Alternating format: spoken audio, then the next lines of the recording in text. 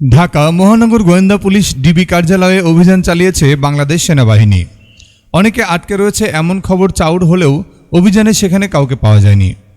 বুধবার ৭ আগস্ট সেনাবাহিনীর সহায়তায় সেখানে প্রবেশ করে সাধারণ মানুষ ও গণমাধ্যম কর্মীরা। অভিযানে দেখা গেছে ডিবি কার্যালয়ের নিচতলায় কয়েকটি কক্ষ রয়েছে, যেখানে মানুষজন ধরে এনে আটকে রাখা হতো বলে অভিযোগ ওঠে। ওই স্থানে গিয়ে ঘোষণা দেওয়া হয়, কেউ যদি আটকে থাকেন তবে সাড়া দেন, সেনাবাহিনী আপনাদের উদ্ধার করতে এসেছে। তবে সেখানে কেউ সাড়া দেননি, অর্থাৎ সবগুলো কক্ষ ফাঁকা ছিল। কিন্তু অফিসের একটি কক্ষের আলমারি খুলে পাওয়া যায় নগদ ১৩ লক্ষ টাকা। স্কচ টেপ দিয়ে মোড়ানো একটি বান্ডেলে ৮ লাখ, একটি বান্ডেলে ৩ লাখ ও আরেকটি বান্ডেলে ২ লাখ টাকা পাওয়া যায়। কিন্তু টাকাগুলো নিজের বলে দাবি করেছেন ডিবির মতিঝিল বিভাগের এসআই সুজা। তিনি বলেন, এই টাকা তার, তিনি ব্যাংক থেকে উঠিয়ে রেখেছিলেন।